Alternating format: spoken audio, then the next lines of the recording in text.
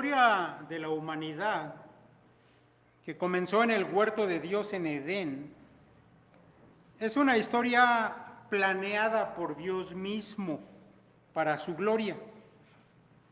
Y eso, mis hermanos, quiere decir que Dios tuvo un plan extraordinario en el que Él iba a revelar sus atributos a favor de los seres humanos. Y mis hermanos, fue en la elección del hombre de desobedecer a Dios que dio comienzo esa historia, donde no ha cesado de intervenir Dios de una u otra manera, guiándolo todo, dirigiéndolo todo para alcanzar su propósito de ser glorificado. Lo que recordaremos los próximos días, mis hermanos, y sobre lo que vamos a reflexionar, es la parte central de ese plan de Dios. Es su revelación máxima a los hombres, la revelación de su santidad, de su justicia, de su sabiduría y de su amor, todo revelado en una persona, la persona de Jesucristo, el Hijo de Dios. Pues es a través de Él, mis hermanos, que Dios se mostró a sí mismo, irrumpiendo personalmente en la historia del ser humano caído y condenado por el pecado. La narración, mis hermanos, de los evangelios tocante a Jesús de Nazaret llega a su punto máximo en los eventos que vamos a estar recordando y que tienen que ver con su muerte y con su resurrección. El evangelista Mateo, en quien nos vamos a basar el día de hoy, nos dice que fue a partir de lo que conocemos como la confesión de Pedro, y que yo creo que todos ustedes lo tienen bien ubicado, capítulo 16 de Mateo, y que acabamos de leer hace un momento. Nos dice Mateo que fue a partir de ese instante que el Señor Jesús comenzó a anunciar su muerte de manera reiterada. Capítulo 16 de Mateo, verso 21, dice: desde entonces comenzó Jesús a declarar a sus discípulos que le era necesario ir a Jerusalén, padecer mucho de los ancianos, de los principales sacerdotes y de los escribas, y ser muerto y resucitar al tercer día. Es impresionante todos los detalles que el Señor da en estas breves palabras acerca de esa culminación de su obra en este mundo. Mis hermanos, esta primera declaración de su muerte y de su resurrección sucedió unos 6 meses antes de la crucifixión. A mí me sorprende que a pesar de la claridad de Jesús en decir estas cosas, de hecho en detallarlas, sin embargo, sus discípulos no entendieron y al parecer, mis hermanos, ni siquiera recordaron esas palabras tocante a la muerte y resurrección de su Señor cuando llegó el momento. Y en esto, mis hermanos, ellos eran muy parecidos al resto de todos los demás judíos de su tiempo, entre los cuales el Señor había hecho milagros y señales poderosos. Había hablado tantas cosas y les había dado tantas enseñanzas maravillosas que resulta desconcertante que su propia gente, el pueblo que él había elegido y que había preparado para este momento, no pudiera reconocerlo no lo pudiera reconocer como lo que él era y tampoco pudiera reconocer a qué había venido. Mire, a lo largo de la vida del Señor, como nos lo cuentan los evangelios, esto sucedió constantemente. Se puso de manifiesto que los hombres normalmente solo ven lo terrenal, pero casi nunca lo espiritual. Mis hermanos, temo que hasta el día de hoy sigue sucediendo eso mismo, incluso con cristianos de la actualidad. Es por eso, para ilustrar esta ceguera, mis hermanos, que Mateo nos cuenta que en esa última semana de la vida terrenal de Cristo, yendo ya camino a Jerusalén, donde iba a ser apresado y crucificado, antes de entrar en la ciudad, él pasó por Jericó. Mateo 20, a partir del verso 29, si tiene abierta su Biblia, solamente dé vuelta a la hoja y ahí lo va a encontrar. Dice allí Mateo: al salir ellos de Jericó, le seguía una gran multitud. De paso, mis hermanos, quiero que usted note este detalle, que el Señor, cuando llegó a Jericó, camino a Jerusalén, ya le seguía una gran multitud. Esta gran multitud probablemente le seguía desde Galilea, donde él había partido para su viaje a Jerusalén. Quiero que no pierda esto de vista. Continúo con la lectura. Dice: y dos ciegos que estaban sentados junto al camino, cuando oyeron que Jesús pasaba, clamaron diciendo: Señor, Hijo de David, ten misericordia de nosotros. Y la gente les reprendió para que callasen, pero ellos clamaban más, diciendo: Señor, Hijo de David, ten misericordia de nosotros. Y deteniéndose Jesús, los llamó y les dijo: ¿qué queréis que os haga? Ellos le dijeron: Señor, que sean abiertos nuestros ojos. Entonces Jesús, compadecido, les tocó los ojos, y enseguida recibieron la vista y le siguieron. Mis hermanos, lo importante de esta historia y el por qué nos es contada en este momento precisamente es porque hubo dos ciegos, dice Mateo, en esta última semana del Señor, que a pesar de no ver con sus ojos físicos, ellos pudieron reconocerle con toda exactitud. Ellos le dijeron: Señor, Hijo de David, lo cual, mis hermanos, es un título mesiánico. Ellos le reconocieron como el Señor y como el Rey, que era el cumplimiento de la promesa hecha a David. Ese par de ciegos veían con claridad lo que los habitantes de Jerusalén no pudieron ver, a pesar de todo lo que les fue mostrado.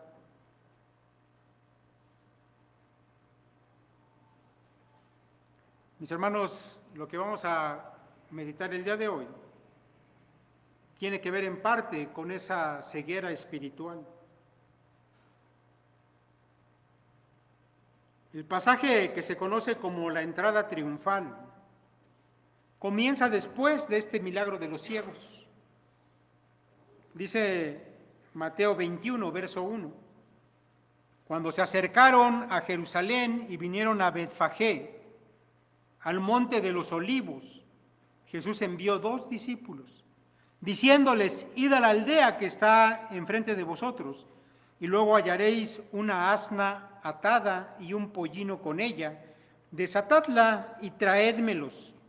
Y si alguien os dijere algo, decid: el Señor los necesita, y luego los enviará.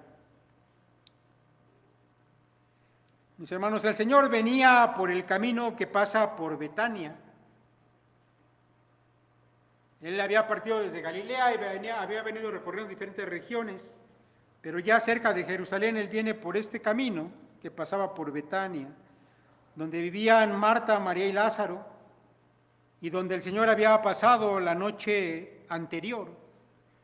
Esto lo sabemos porque el evangelista Juan nos cuenta que la noche anterior María le había ungido con un perfume muy caro en preparación para su sepultura. Cerca de Betania, mis hermanos, se encontraba esta ciudad de Betfagé, que significa casa de higos, o más literalmente, casa de la higuera temprana. y de allí Jerusalén estaba a continuación. Ese camino que recorría el Señor Jesús llegaba a la ciudad de Jerusalén por el lado oriental y tenía que pasar por el Monte de los Olivos, que era una especie de cerro alargado, no era un cerro muy alto, era un cerro bajo, alargado. Tenía que pasar por allí, descender por lo que se conoce como el Valle de Cedrón y entrar a la casa de oración de Dios por la puerta oriental al templo judío. Esta mención, mis hermanos, que hace Mateo de este camino es importante, porque desde aquí Mateo ya va montando este cuadro en el que se van a desarrollar los eventos que vienen a continuación, y la geografía cuenta para esto. Mire, en la profecía de Zacarías estaba escrito que el día que el Mesías viniera a Jerusalén, Él entraría por esa puerta, la puerta oriental. Pero antes de entrar por esa puerta, el Señor iba a poner su pie en el Monte de los Olivos. Y ese Mesías que iba a venir no era otro, sino Jehová mismo. La profecía que está en Zacarías 14, y quiero que graben en su mente que es Zacarías 14, dice: después saldrá Jehová y peleará con aquellas naciones como peleó en el día de la batalla. Y se afirmarán sus pies en aquel día sobre el Monte de los Olivos, que está enfrente de Jerusalén al oriente. Y el Monte de los Olivos se partirá por en medio hacia el oriente y hacia el occidente, haciendo un valle muy grande, y la mitad del monte se apartará hacia el norte y la otra mitad hacia el sur. Mis hermanos, los judíos sabían esto de memoria. Por supuesto, ellos ponían toda su atención en ese Mesías guerrero, libertador, que pelearía en contra de las naciones enemigas, como nos lo dice aquí Zacarías. Y su esperanza y su deseo de venganza y de restauración nacional era tan grande que no pudieron distinguir que el mismo profeta Zacarías, un poco antes del capítulo 14, en el capítulo 9, él había dicho que era necesario, antes de ese libertador militar, un salvador. Esto, mis hermanos, lo vamos a ir desarrollando conforme el texto nos los vaya marcando. Pero la profecía, mis hermanos, indicaba que cada vez que el Mesías es mencionado en Zacarías, entra por la puerta oriental. Estando allí, pues, en el Monte de los Olivos, el Señor envió a 2 de sus discípulos a una aldea cercana con una misión: id a la aldea que está enfrente de vosotros, y luego hallaréis una asna atada y un pollino con ella, desatadla y traédmelos. Mis hermanos, Mateo es el único evangelista que nos cuenta que junto al pollino estaba también una asna, seguramente la madre del pollino. Marcos y Lucas, además, nos dan el detalle de que nadie nunca había montado al pollino. Y eso, mis hermanos, sin duda, es una referencia al Antiguo Testamento. Ahora, yo quiero que se vaya dando cuenta cómo Mateo va montando ese cuadro, ese contexto en el que van a suceder las cosas. Por un lado, la entrada, el Monte de los Olivos, por donde Jesús va a llegar a Jerusalén. Ahora, la mención de este borrico, que nunca había sido montado. Y mis hermanos, sabemos por el Antiguo Testamento que los animales consagrados para algún servicio a Jehová nunca tenían que haber sido empleados para trabajo de los hombres. Y este borrico era así, cumplía con ese requisito. Ahora, mis hermanos, este tipo de detalles nos muestran que Jesús, a pesar de ser un hombre entre los hombres, sin embargo, había algo en él que lo hacía diferente a todos los demás hombres. Pues muchas veces él demandaba o recibía para sí tratos que solamente Dios recibía o demandaba. Por ejemplo, mis hermanos, en esta línea, el hecho de que Jesús hubiese nacido de una virgen, es decir, una mujer que no había sido tocada nunca por varón, o cuando fue sepultado después de la cruz, él fue puesto en una tumba nueva que nunca había sido usada. Ahora, mis hermanos, un pollino que nunca había sido montado. Y este tipo de detalles que nos da Mateo se van a ir acumulando, porque son cosas que la gente debió haber notado, pero que no notó. Ellos debían llegar a la aldea, los discípulos, esos 2 discípulos, y simplemente tomar los animales y regresar con ellos al Monte de los Olivos. Y si alguien os dijere algo, dijo el Señor, decid, el Señor los necesita y luego los enviará. Ustedes vayan, desaten a los animales y tráiganlos. Pero si alguien les dice algo, ustedes deben decir esto, el Señor los necesita y luego los enviará. Ahora, mis hermanos, Mateo nos muestra que el Señor Jesús realmente está en control de todo, que el evento que va a tener lugar a continuación es entrada a Jerusalén. El mismo Señor se está encargando de que suceda, de dirigir ese evento, y Él cuenta con todos los recursos para hacerlo, porque Él es dueño de todo. Esa frase, decid, el Señor los necesita, puede entenderse, mis hermanos, de varias maneras. Pues la palabra Señor empleada aquí era una palabra que se utilizaba para referirse a un amo. Por ejemplo, el dueño de una hacienda con muchos esclavos, con muchas propiedades, donde él era el amo. Pero también, mis hermanos, esta misma palabra era empleada para referirse a Dios mismo. Y en este caso, mis hermanos, yo creo que el Señor usa la palabra en ambos sentidos. Él es el amo y puede disponer de todo lo que Él necesite, porque Él mismo es Dios. Ahora, cada una de estas cosas, mis hermanos, que registran los evangelios en este punto, simplemente dirigen nuestra mirada, nuestra atención hacia la divina persona de Jesús, a que Él es ese Jehová encarnado que está obrando a la vista de sus discípulos y a la vista de su pueblo.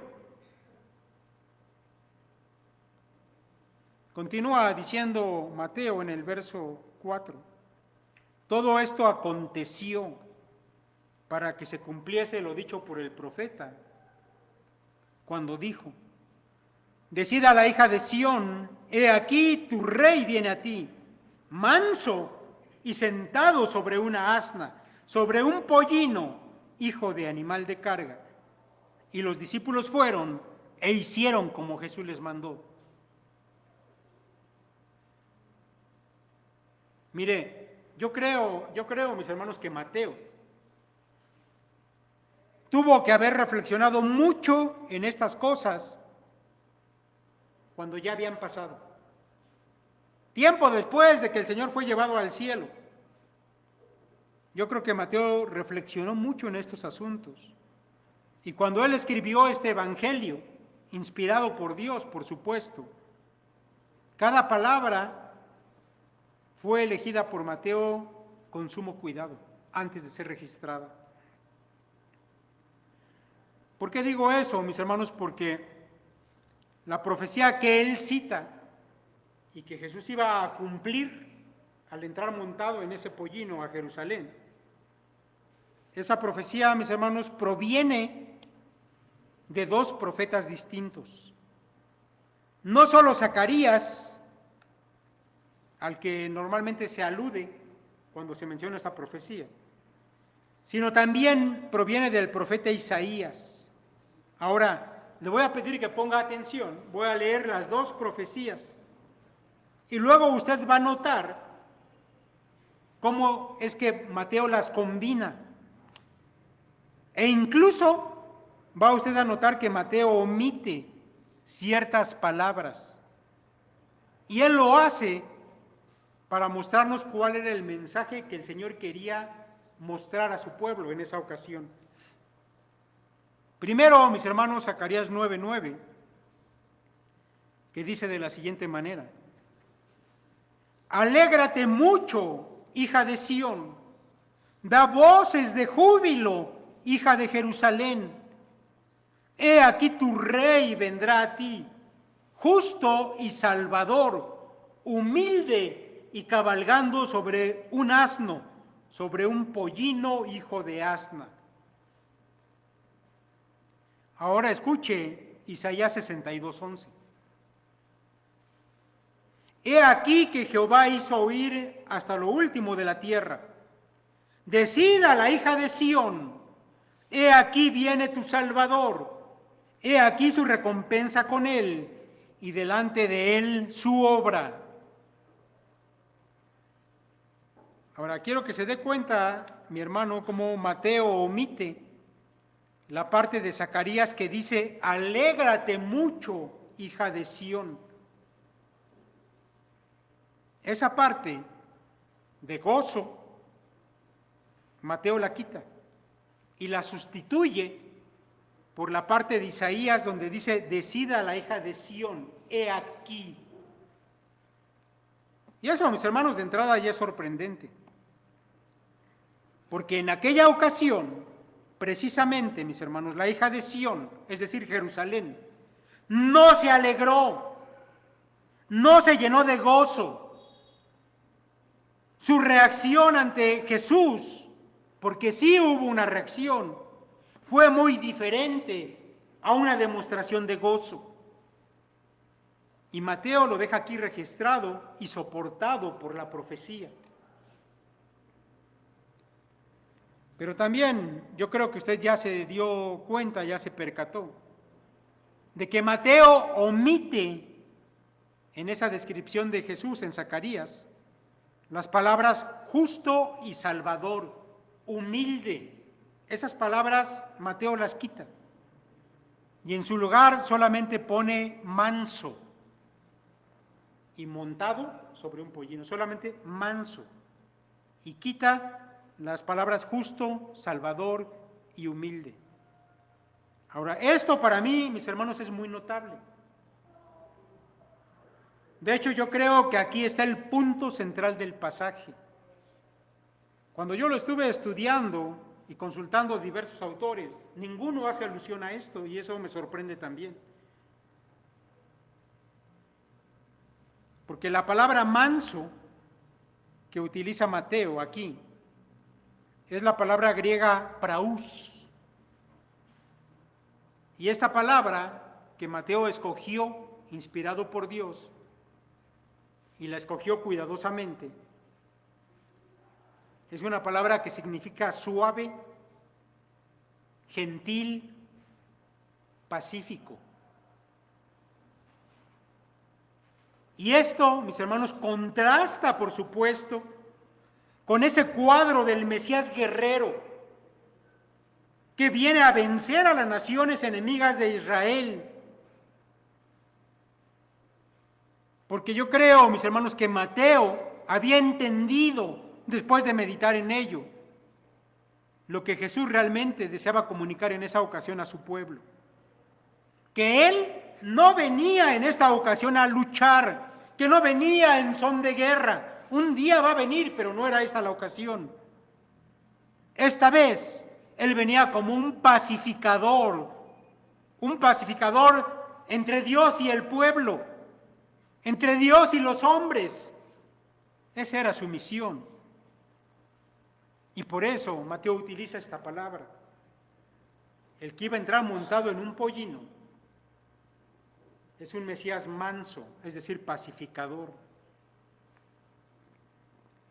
Lo triste, mis hermanos, de la ceguera de Israel está en que los judíos conocían este pasaje perfectamente. Zacarías 9. Acuérdense que le leí el 14, el Mesías guerrero. Zacarías 9, el Mesías pacificador. Y los judíos conocían ambos pasajes perfectamente. De hecho, mis hermanos, hay testimonio, hay registros en el Talmud babilónico que hablan del Mesías cabalgando sobre un asno. La enseñanza rabínica del tiempo del Señor también daba evidencia de que había enseñanza tocante al Mesías montando un asno. La gente de ese tiempo sabía lo que decía la profecía, no lo ignoraban, y sin embargo, cuando tuvieron a Jesús frente a sus ojos, montado en el pollino, no lo reconocieron.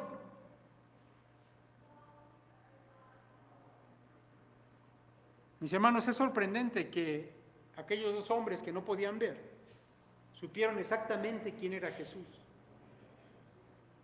Y que la nación entera, a pesar de ver tantas cosas, cada asunto detallado en esta entrada a Jerusalén, no pudieron reconocer a Jesús. Porque déjeme decirle más, un rey podía usar diferentes cabalgaduras según la ocasión. Por ejemplo, un rey que había ido a la guerra y regresaba vencedor de la batalla, entraba a su ciudad montado en un caballo blanco. O podía hacerlo en un carro militar debidamente adornado. Eso era lo acostumbrado. Pero escuche esto. En tiempos de paz, los reyes no andaban en caballos blancos. Los reyes, mis hermanos, montaban en asnos. Ahora, obviamente, la cultura de ese tiempo y allá en Oriente es diferente a la cultura que tenemos hoy aquí.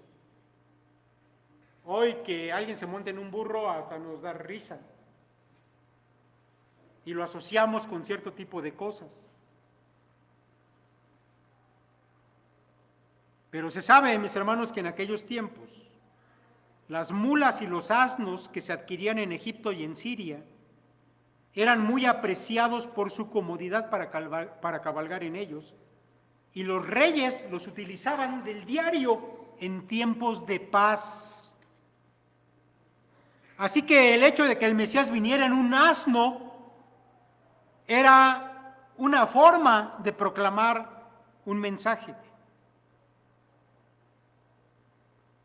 que su venida era pacífica.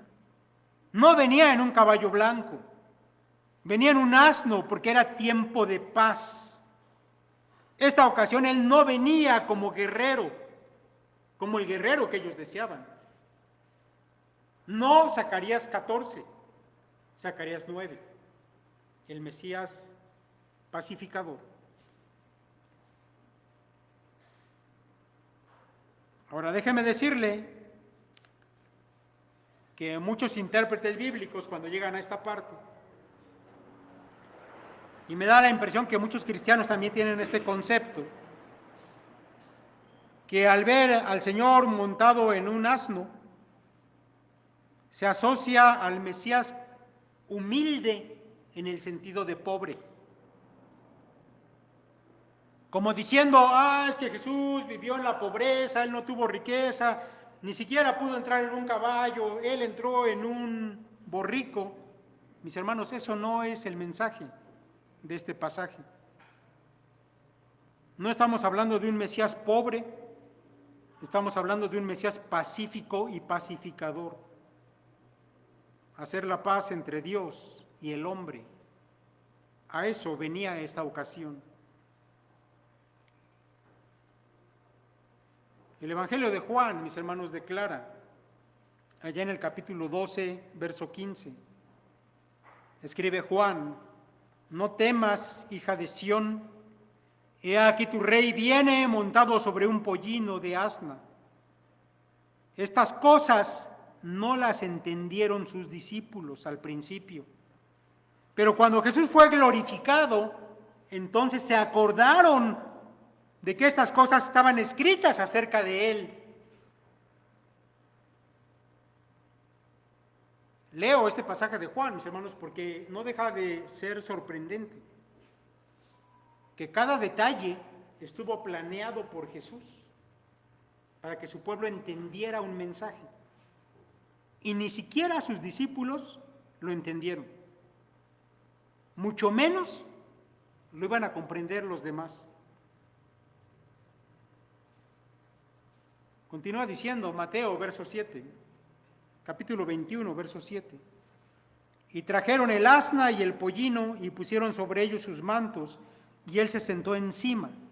Y la multitud, que era muy numerosa, tendía sus mantos en el camino, y otros cortaban ramas de árboles y las tendían en el camino. Y la gente que iba delante y la que iba detrás aclamaba diciendo: Hosana al Hijo de David, bendito el que viene en el nombre del Señor, hosana en las alturas. Mis hermanos, la razón de por qué no trajeron solamente al pollino, sino también trajeron a su madre, sin duda es porque al no haber sido montado nunca el pequeño asno, era necesario que su madre fuera adelante para que le fuera guiando y para que no se asustara con la multitud. Así que si podemos imaginarnos el cuadro, el asna iba delante y detrás el pollino con Jesús montado en él. Los discípulos pusieron sus mantos sobre ambos animales, pero el Señor montó solamente al pollino y de esa manera comenzó su entrada a la ciudad de Jerusalén. Ahora dice Mateo, mis hermanos, que había una multitud numerosa. E incluso en el verso 9, Mateo también nos describe que esa multitud había una parte que iba detrás del Señor y otra iba delante del Señor.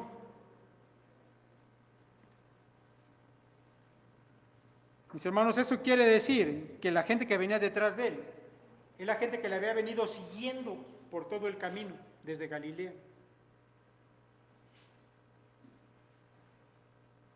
Y la gente que iba delante de él es la que se encontró, que iba entrando a Jerusalén, que venían también a la Pascua. Así que el Señor se encontró entre dos multitudes, los que le venían siguiendo y los que iban antes. Ahora déjame decirle que la frase "y la multitud que era muy numerosa" no expresa fielmente el texto griego en esta ocasión. La traducción más literal, mis hermanos, y lo leo de la Biblia textual, es la siguiente: y la mayoría de la gente extendió sus mantos en el camino. En lugar de "y la multitud que era muy numerosa", la traducción literal es "y la mayoría de la gente". Ahora, el gran comentarista y experto en el griego, John Abradus, dice lo siguiente: y la mayor parte de la multitud es la única significación natural del griego, y la frase indica que un buen número de esa multitud no tomó parte.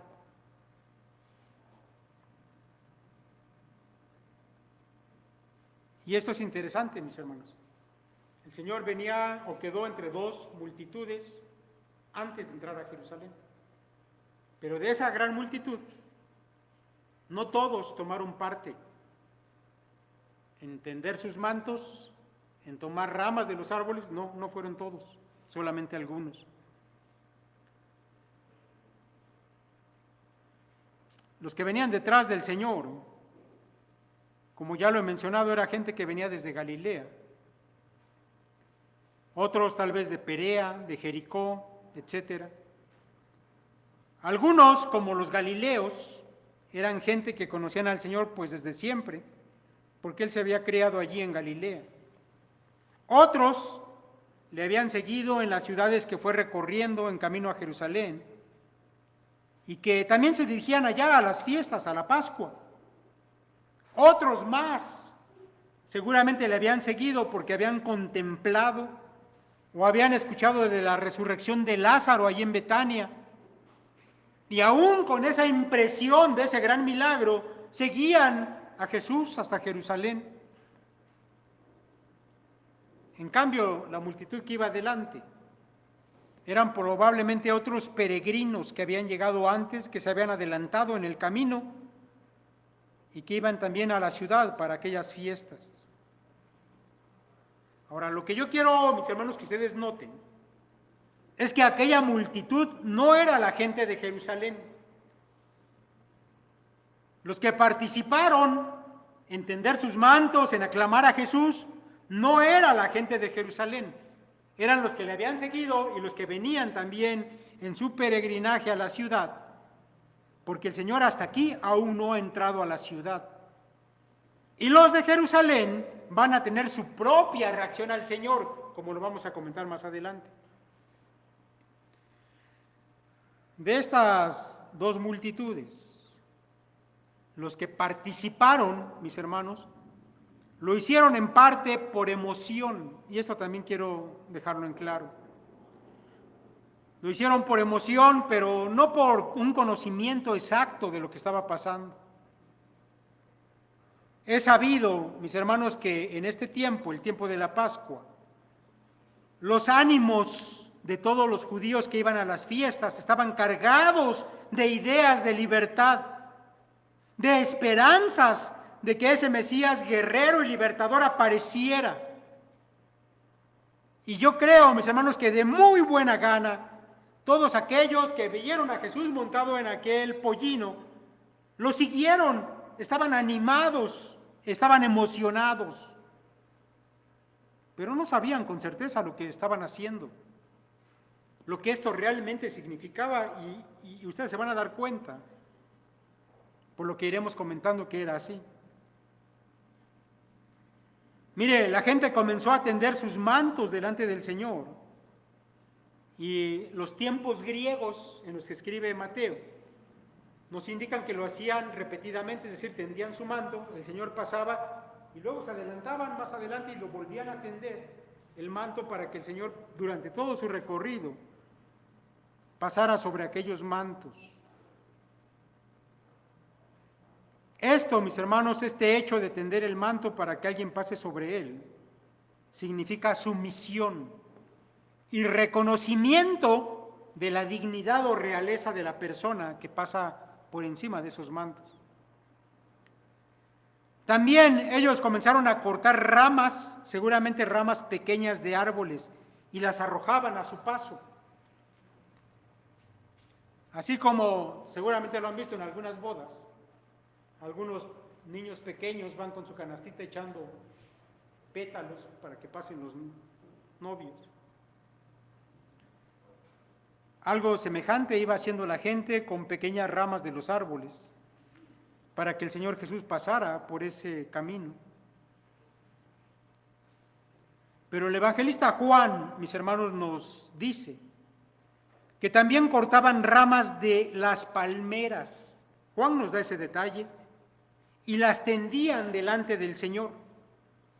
Ahora, esto, mis hermanos, es particularmente significativo, porque estos actos de las palmeras que se tendían al paso de alguien, se asociaban, mis hermanos, con la recepción de un rey victorioso.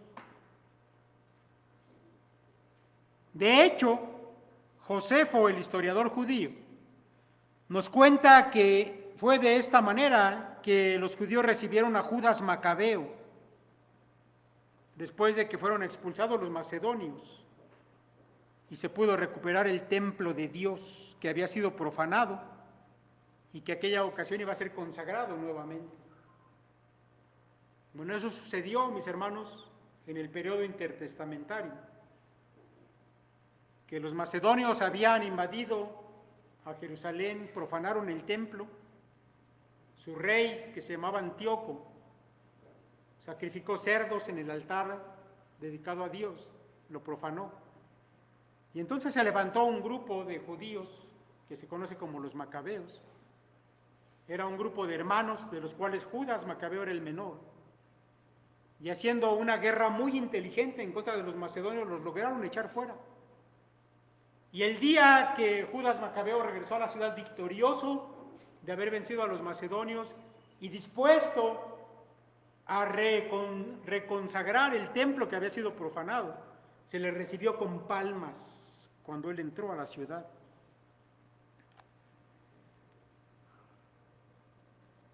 Así que en aquella ocasión que Jesús entró a Jerusalén, la gente tenía en mente esto y lo recreó. La verdad, mis hermanos, es que el Señor Jesús estaba cumpliendo de manera deliberada la profecía que estaba en la Escritura, en Isaías y en Zacarías, que el Mesías pacífico iba a venir a Jerusalén. Y el Señor esta profecía la hizo al estilo de los profetas del Antiguo Testamento, que los que han estado leyendo su Biblia seguramente identifican, reconocen que en muchas ocasiones los profetas dramatizaban sus profecías para que quedaran grabadas con más fuerza en la mente de la gente. El Señor hizo esto, tomó la profecía de Zacarías y la ilustró con su propia persona y la cumplió de esa manera para que la gente lo viera con sus propios ojos y entendiera el mensaje. Y aquella multitud que participó con las ramas, con los mantos, estaba cumpliendo la profecía sin saberlo con exactitud. Porque ellos aún clamaron por salvación, pero cuando clamaron por salvación pensaban en algo totalmente diferente de lo que Jesús pensaba. Ellos decían: Hosana al Hijo de David, bendito el que viene en el nombre del Señor, Hosana en las alturas. Bueno, mis hermanos, la palabra Hosana significa oh, sálvanos, o por favor, sálvanos. Y esas palabras, mis hermanos, son una cita del Salmo 118, específicamente los versos 25 y 26. Y yo le voy a pedir que después en su casa tome su Biblia y lea este Salmo 118, es extraordinario. Este Salmo, mis hermanos, es parte del Jalel, que era una porción que incluía varios salmos y que se leía precisamente durante la Pascua. Y este Salmo, mis hermanos, clamaba por salvación para Israel de sus enemigos. Parte del Salmo dice, o clama a Dios para que le libre de las naciones enemigas. Así que esta multitud, sin saberlo, proclamaron a Jesús. Lo proclamaron como salvador de sus enemigos, porque no sabían o no entendían lo que estaba pasando. Pero realmente Jesús, mis hermanos, venía como salvador, pero no de las naciones enemigas, sino como salvador de los pecados de ellos. Él venía a librarles de sus culpas y del juicio divino. Pero como lo dije al principio, ellos tenían una visión centrada más en lo material y en lo terrenal, y sus esperanzas estaban enfocadas a eso, que en su salud espiritual y en las cosas espirituales. Finalmente, mis hermanos, Mateo nos describe el momento en que el Señor entra a Jerusalén, verso 10. Cuando entró Él en Jerusalén, toda la ciudad se conmovió, diciendo, ¿quién es este? Y la gente decía, este es Jesús, el profeta de Nazaret de Galilea. Mis hermanos, finalmente el Señor entró a la ciudad y la ciudad se conmovió. Ahora, quiero decirle que la palabra que aquí se traduce por se conmovió es una palabra que significa literalmente tembló. Es una palabra que se usaba para referirse a un terremoto real. Cuando los habitantes de Jerusalén, mis hermanos, escucharon ese griterío y después vieron aquella multitud que venía aclamando a Jesús, ellos se asustaron. Esa fue su reacción. Ellos tuvieron miedo. Así como cuando el Señor nació, ¿se acuerda? Y que vinieron aquellos magos de Oriente a Herodes y le hablaron de un rey, y dice la palabra que Jerusalén y Herodes se conmovieron, tuvieron miedo. Aquí nuevamente, mis hermanos, ellos tuvieron miedo, tal vez de que esto que estaban viendo se tratara de una revuelta o el inicio de una revuelta, y que por supuesto iba a tener consecuencias de parte de los romanos para Jerusalén, y eso les asustaba. Pero mis hermanos, haber visto a Jesús montado en un pollino, ¿les decía algo? ¿En ellos hubo temor de Dios? ¿Hubo alguna señal de arrepentimiento? ¿Reconocieron al Mesías pacificador? No, mis hermanos, no fue así. Ellos temían y temblaban por cosas terrenales. Y lo único que la gente de Jerusalén acertó a decir fue, ¿y quién es este? ¿Y quién es este? Mis hermanos, esto es increíble.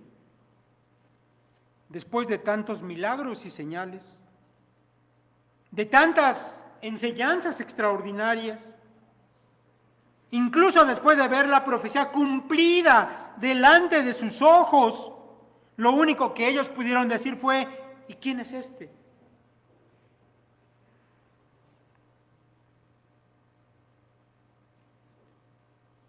Y luego la respuesta de la multitud que venía con Jesús. Hasta lo imagino. Jerusalén asustada diciendo, ¿y quién es este? Y la multitud que viene con el Señor responde. Probablemente los galileos que venían siguiendo a Jesús. Y para ellos, los de Galilea, Jesús era su profeta. Él era su héroe, porque necesitaban un héroe los galileos. Por eso su respuesta fue, este es Jesús el profeta de Nazaret de Galilea. Debe usted saber que la gente de Jerusalén repudiaba a los galileos. De hecho, les tenían por gentiles. Y ya se acordará usted que había un dicho, que de Galilea no puede salir nada bueno. Por eso ahora que Jerusalén asustada pregunta, ¿y quién es este? Los galileos pues aprovechan para presumir a su profeta. Y hasta da la ubicación con todo, ¿no? De Galilea, de Nazaret de Galilea. Mis hermanos, es muy triste contemplar esto. Que ni unos ni otros pudieran ver y reconocer al que tenían delante de sus ojos. Para unos era un desconocido y para otros era un profeta galileo.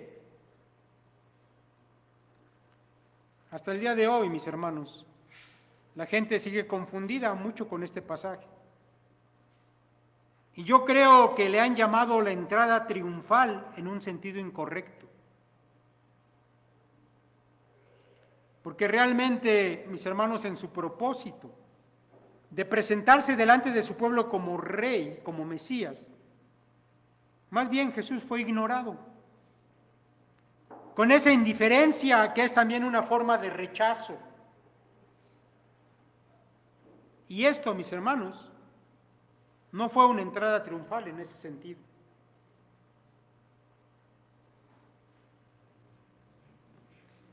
Si nosotros vemos las cosas, no como la gente lo vio, sino como Jesús lo vio, y cómo sus discípulos después lo entendieron, esta entrada a la ciudad de Jerusalén solo fue triunfal. Escuche esto, solamente fue triunfal. cuando el Señor fue puesto en aquella cruz. Cuando Él reveló al mundo la gloria de Dios, que era el plan original, ¿se acuerda? Así comenzamos el sermón. En esa cruz Él reveló la gloria de Dios, y fue en esa cruz donde Él venció a los peores enemigos del ser humano.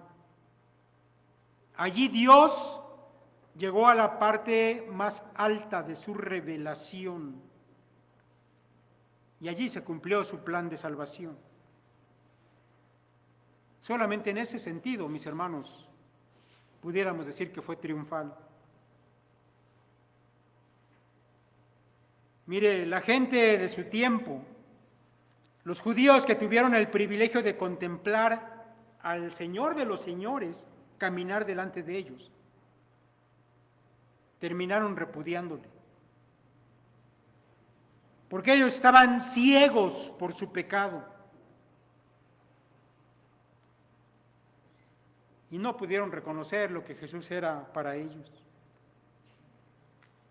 Mi hermano, pero en estos días que vamos a estar reflexionando en estos pasajes, también hay una pregunta para ti.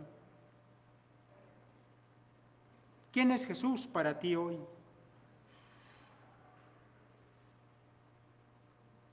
¿Y quién es este? Preguntó Jerusalén. ¿Qué respondes? ¿Quién es este para ti? ¿Es tu Salvador? ¿De verdad es tu Salvador?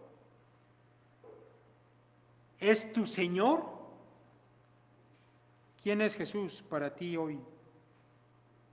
Piénselo.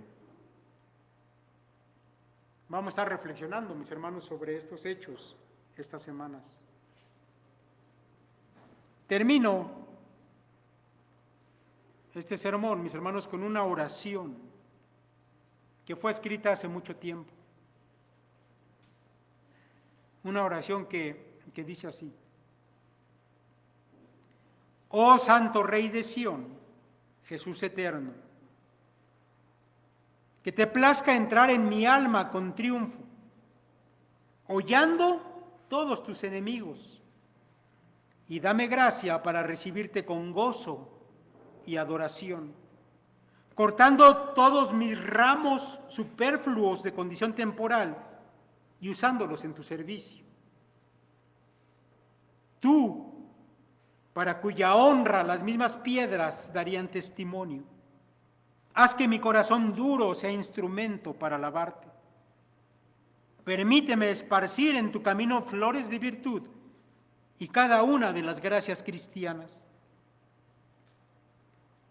Y permítenos, al fin, seguirte hasta dentro de tu Jerusalén celestial, con palmas en las manos y gozo en el corazón y aclamaciones eternas en los labios, regocijándonos en ti y cantando aleluyas a ti por toda una feliz eternidad. Oh Santo Rey de Sión, eterno Jesús. Amén. Mis hermanos, que el Señor les bendiga y que podamos reflexionar acerca de la persona de nuestro Señor, de lo cual vamos a estar hablando durante estas predicaciones.